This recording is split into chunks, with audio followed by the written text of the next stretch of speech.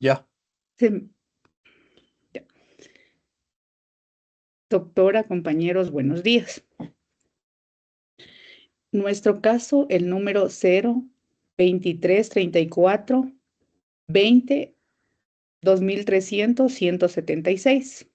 Nuestros integrantes, Karina Cambo, Fran Capello, Mario Carrera, Ángel Chuiza, Aide Alcocer y Rocío Torres. Introducción. Dentro de un problema jurídico de naturaleza mercantil en nuestro país, donde interfiere un pagaré, se debe acudir al procedimiento ejecutivo, en razón de la naturaleza del título y la interpretibilidad de la norma, que lo regula, que en el presente análisis es el Código Orgánico General de Procesos COGED. Para realizar el análisis del presente caso se debe considerar la existencia de errores e interpretación de la norma, arbitrario uso de la discrecionalidad o desconocimiento que pueda afectar el estudio y sentencias de los procedimientos sometidos a las instancias judiciales, lo que pudiera presentar inconsistencias en la aplicación de las normas que garantizan la seguridad jurídica de los administrados. Dentro del pagaré puede existir diversidad de situaciones de incongruencia normativa al momento de prescribir dicho documento y después de admitir la demanda dentro de un proceso ejecutivo. Es así que dentro de este análisis se presenta el procedimiento que se deben seguir para exigir el cumplimiento de obligaciones de pago.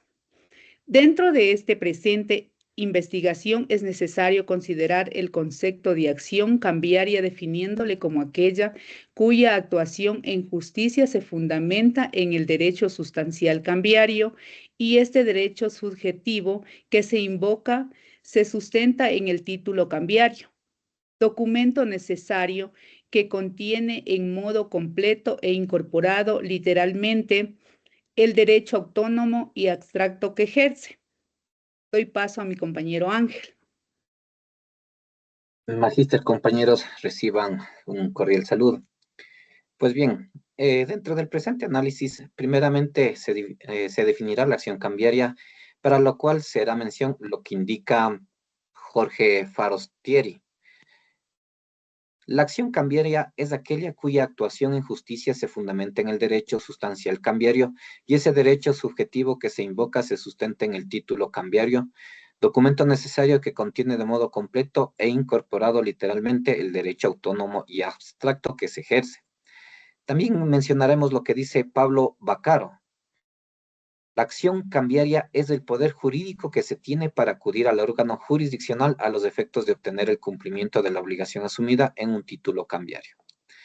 Pues bien, con lo antes mencionado, podemos indicar que la acción cambiaria tiene dos vínculos. El sustancial, que se refiere a la protección cambiaria, esto quiere decir el derecho de exigir un pago en su debido momento, y el procesal, en donde se extiende a la necesidad de intervención del Estado, como tutor y garante de la pretensión jurídica material liderada por el poseedor del título. Dentro de las características podemos indicar que son: la formalidad al momento de ser entregado debe reunir los requisitos que exige la ley, caso contrario no será válido. También se hace mención al completo debido, que respalda a sí mismo ya que no guarda relación ni se remite a otro documento. Y como último característica es el abstracto, porque no están sujetos a condición, ya que para la obligación y el derecho que contiene que sea exigible, no es necesario el origen o la causa, sin embargo, forma parte del derecho natural de su poseedor. En el artículo 169 del Código de Comercio se establece dos formas de acción cambiaria. La una es directa, ya que va dirigida al aceptante y sus avalistas, y la otra es de regreso, ya que puede existir un obligado distinto al principal y también puede ser ejercido por una persona diferente, ya que puede haber pagado el título y solicitar el reembolso. De lo mencionado, podemos establecer que la acción cambiaria directa es la ejercida contra la persona que asume la obligación como deudor principal y aquellos que respaldan su cumplimiento. Esta acción cambiaria puede ejercerla el dueño o el poseedor del título valor hacia su deudor garantes. En cambio, la acción cambiaria de regreso es un derecho que tienen los responsables solidarios. En otras palabras, son todas las personas que forman parte del título valor, a excepción del prestamista titular, en razón que estos han respondido por el cumplimiento del deudor principal. De todo esto, lo que hemos indicado, podemos establecer que la acción cambiaria es un poder jurídico que debe cumplirse, tanto de la forma directa o de regreso, debiendo contener los siguientes elementos: poder de actuación, obligación de exigibilidad, exigencia de cumplimiento, connotación procesal y sustancial, y falta de cumplimiento de los derechos incorporados en el título. La acción cambiaria procede al momento en que existe la falta de cumplimiento de obligaciones que se encuentran inmersas en el título de crédito y puede ocurrir en tres casos diferentes. Dentro del primero es por la falta de aprobación total o parcial de una letra de cambio. En este caso se habla exclusivamente de un pagaré. El segundo es por falta de pago total o parcial de título valor. Y el tercero, al momento en el que el girado o el aceptante se pronuncia en quiebra o de concurso civil. La finalidad de la acción cambiaria es la capacidad de otorgar al tenedor el poder de exigir al deudor el pago de la obligación comprendida en un título o valor por medio de la tutela judicial para que se ejecute la obligación contenida en el título.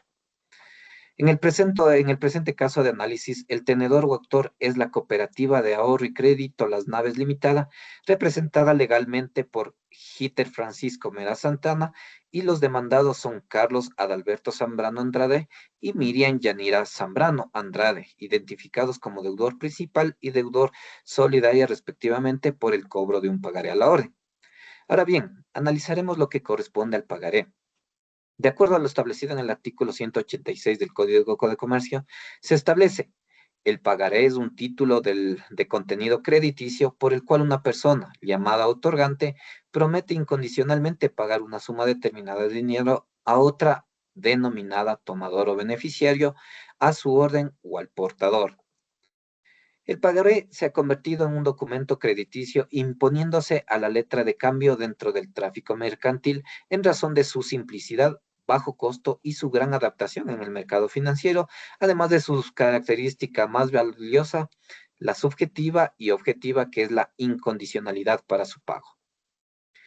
ATIC menciona que el pagaré constituye una promesa de pago. El suscriptor se compromete en forma incondicional a satisfacer en beneficio de la persona cierta y determinada que estipule el documento, una suma líquida de dinero como una obligación directa suya.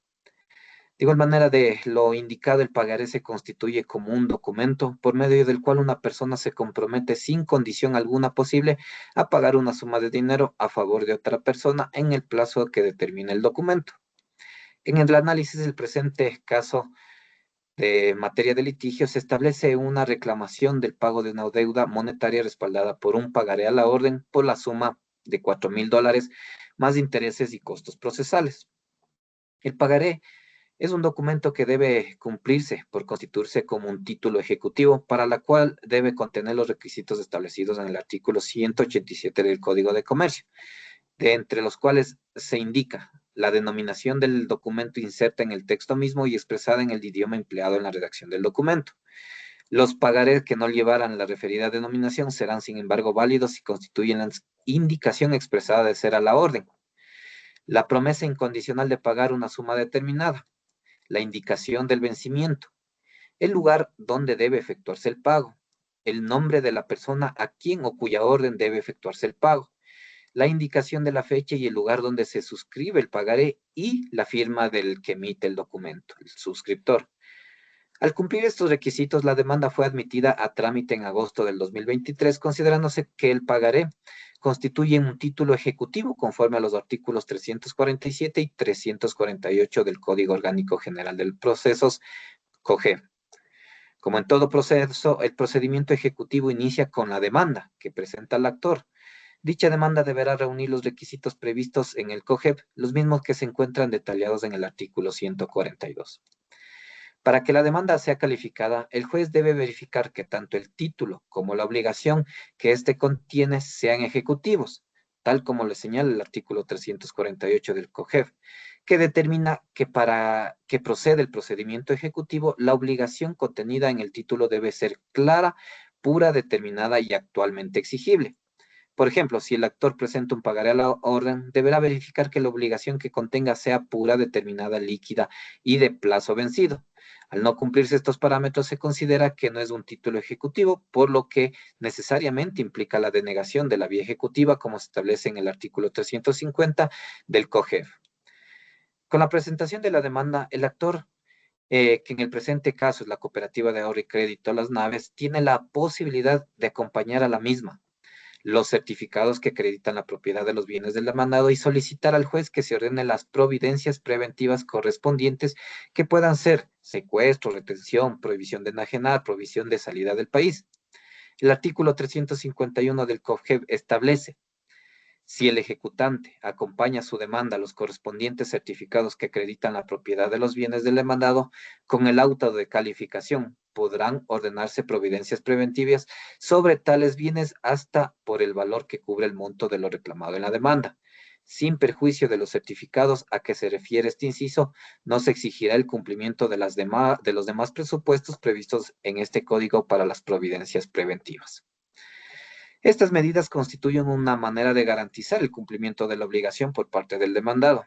En caso de existir sentencia favorable para la parte accionante, sin embargo, no se trata de actuaciones que tengan la finalidad de mermar el patrimonio del obligado, por lo que no son medidas coactivas, sino cautelares, a excepción de los créditos hipotecarios en los que se puede dictar una medida coactiva, como es el embargo. Se dictaron medidas cautelares como la prohibición de enajenar bienes de la demandada Miriam Yanira Zambrano Andrade. Esta medida no tiene por finalidad el pago inmediato al acreedor, sino garantizar el cumplimiento de la obligación en caso de determinarse su procedencia, razón por la cual esta viene a ser únicamente cautelar y no de ejecución. La parte demandada, de igual manera, no compareció dentro de los términos legales ni propuso excepciones, quedando en rebeldía.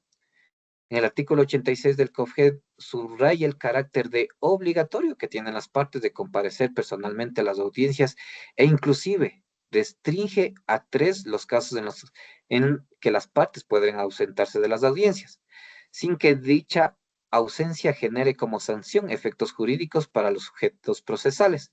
Estas son, en los casos de delegación exclusivamente para el Estado, la procuración judicial, procuración común, es decir, representados por terceros autorizados, y el último caso que se refiere a la comparecencia a través de videoconferencia. Esto ha sido mi intervención. Muchas gracias, magíster. A continuación, mi compañero.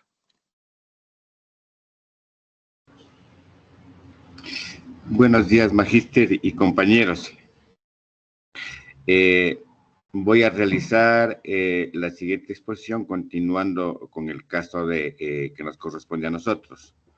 Dice que, a pesar de la obligatoriedad de la comparecencia personal de las partes y considerando que son limitados los casos en que se puede excusar de comparecer personalmente, se dan casos en que, ya sea el actor o el demandado, no comparecen a la audiencia, y para esto el COGEB prevé diferentes efectos dentro del artículo 87 del mismo código. Se contemplan 2 situaciones. La primera, ante la inasistencia del actor, el efecto inmediato se traduce en el abandono de la causa. 2, en caso de faltar el demandado a la audiencia, se continuará sin su presencia, perdiendo solo el momento procesal para excepcionarse, sin que el procesado se vea afectado. También se establece que en caso de retraso del demandado, se le permitiría integrarse al proceso, aunque éste ya hubiere iniciado, pudiendo participar desde el estado en que éste se encuentre. La falta de contestación a la demanda está regulado en el artículo 157 del COGEB, debiendo ser apreciado por la o el juzgador como negativa de los hechos en la demanda, es decir, que se la debe entender como una negativa pura y simple de todos los fundamentos de la demanda. Con estos antecedentes, en febrero de 2024, se emitió una sentencia declarando con lugar la demanda, ordenando el cumplimiento de la obligación económica más intereses y costas. Cabe mencionar que dentro de la etapa de ejecución, la sentencia se declaró ejecutoriada y se ordenó el embargo de bienes inmuebles para garantizar el pago de la obligación.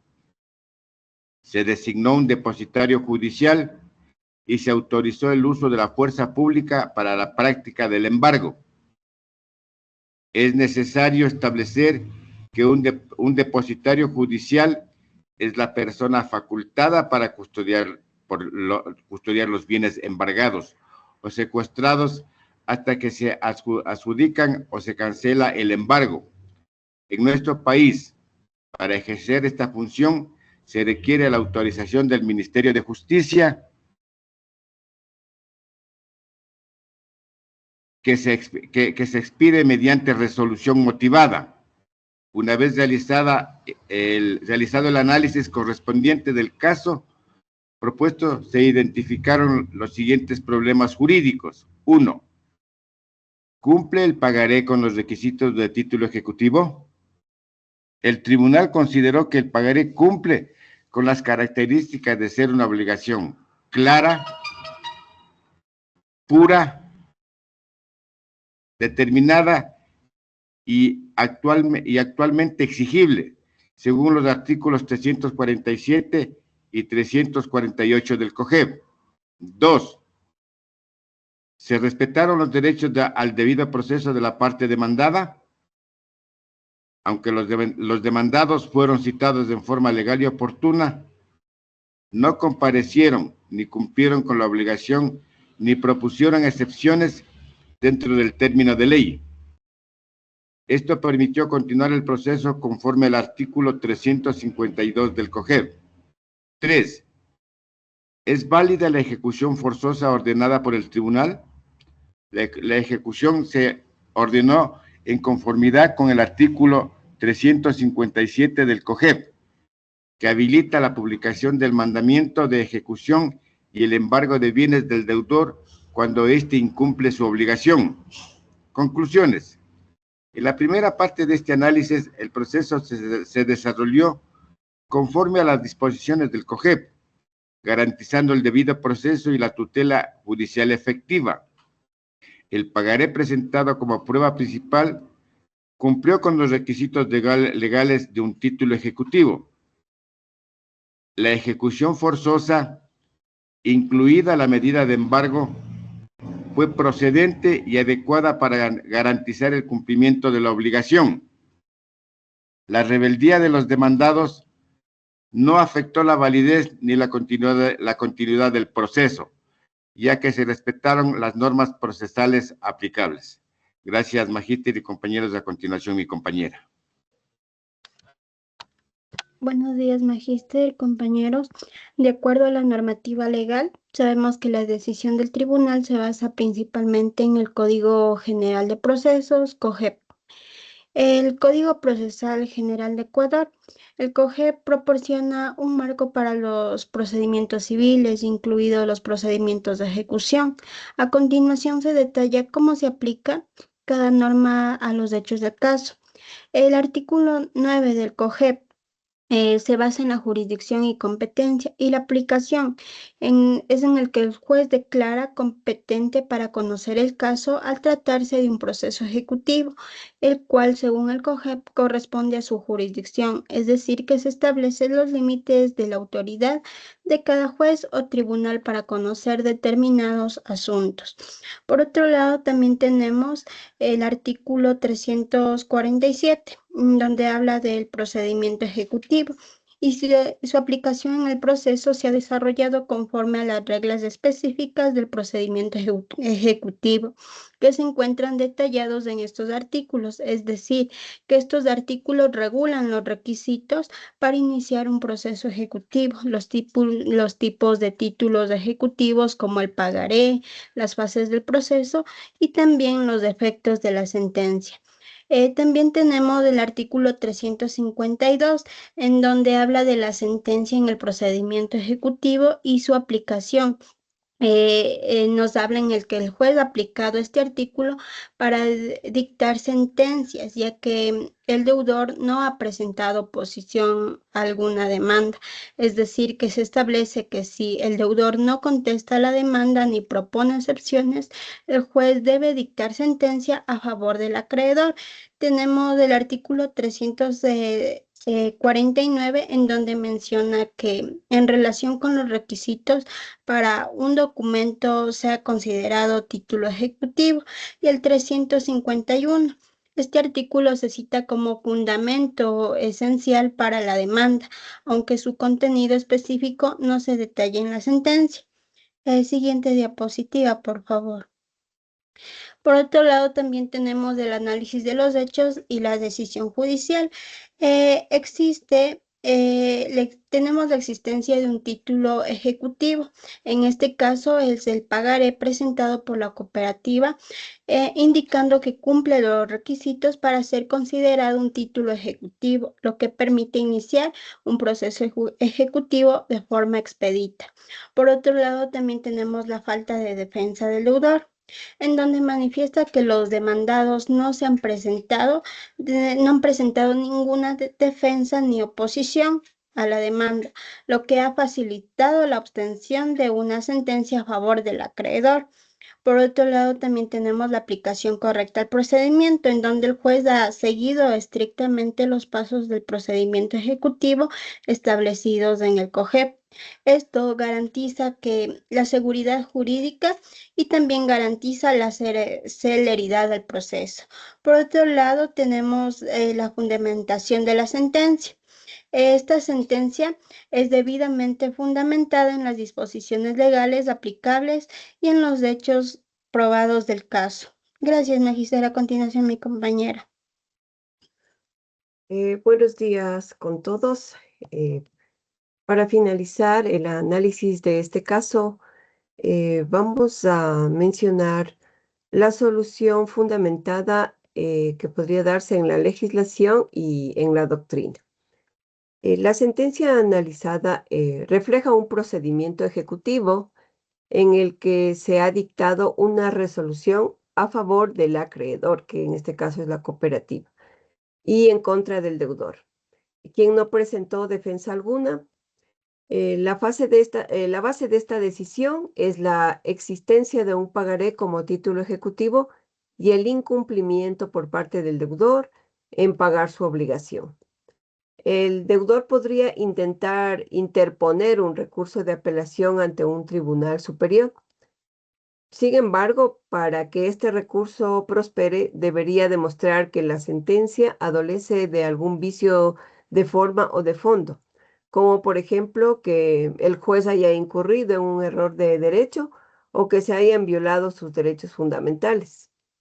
Dada la naturaleza del procedimiento ejecutivo y la falta de defensa del deudor durante la primaria instancia, es probable que un recurso de apelación sea rechazado. Por otro lado, también existe la posibilidad de negociación con el acreedor, dado que aunque la sentencia haya sido emitida, el deudor podría intentar negociar con la cooperativa para llegar a un acuerdo de pago.